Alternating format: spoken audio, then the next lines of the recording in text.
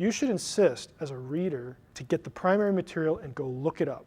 You should insist that they tell you where to go for the research, rather than just saying something and leaving you hanging.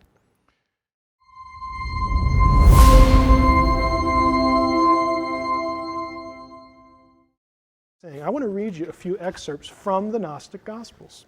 We already saw Thomas, where you have to become male to enter the kingdom of heaven. Let's try a couple more. In our first session, we talked about the Gnostic worldview, where the demiurge and his pals, the archons, create Adam. And then Sophia puts a little spark of her divinity into Adam. And I made the comment earlier that that's nice for Adam. He gets to say the spark of divinity is within me. But Eve is taken from Adam and she gets no spark. She is put on a lesser level spiritually in the Gnostic texts than Adam. She is subordinated to him. In the creation of Eve, there was no power or light transferred from the higher realm. And here's the passage that the author quotes.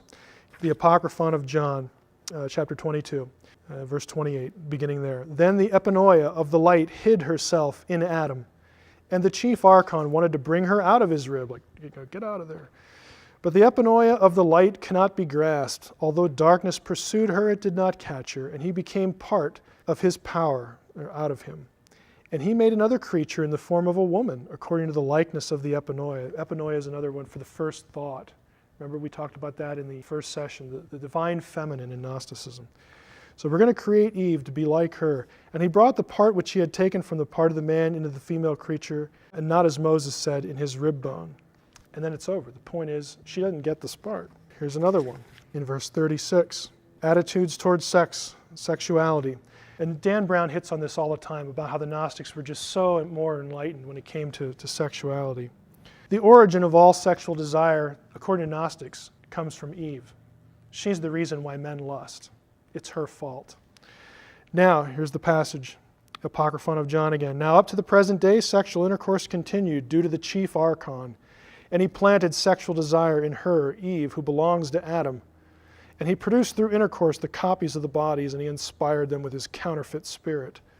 So women is the transmitter of the counterfeit spirit, the bad lust. This is 180 degrees removed from where Dan Brown is in the Da Vinci Code. If you've read the book, you know that by now. 180 degrees. Another selection here. I think I'll read one more to you. The Gospel of Philip. This is a selection from the writer. I'm not quoting a passage. As noted by Pagels, the Gospel of Philip refers frequently to a feminine Holy Spirit. However, these references do not have clear positive implications for women, since the role of the Holy Spirit is ambiguous in this book in a manner reminiscent of the role of Sophia in other Gnostic texts. The Holy Spirit, quote-unquote, has a double name, according to the author of the Gospel of Philip. And this apparently meant that this being had both a higher pleromatic self, the pleroma, and a lower worldly self. Worldly features in contrast to the features of the Father and Son, whose names are single names. An example of the lower negative character of the Holy Spirit, get this, is in the Gospel of Philip, chapter 59. It's the same gospel with Jesus kissing Mary. Same gospel. The Holy Spirit is said to blind the saints into pursuing evil ways. And the Holy Spirit is Sophia, who is the divine feminine. I realize this is kind of throwing a lot of stuff at you. But if you think that what Dan Brown and his sources are telling you about the elevation of the divine feminine is like up, it's way up here and virtuous and wonderful in Gnosticism, and then again you have the Neanderthal Christians over here who are doing things like appointing them deacons and letting them speak in churches, get a clue. Again, my problem isn't with Brown, it's with these people who just have an agenda and are not giving you the texts.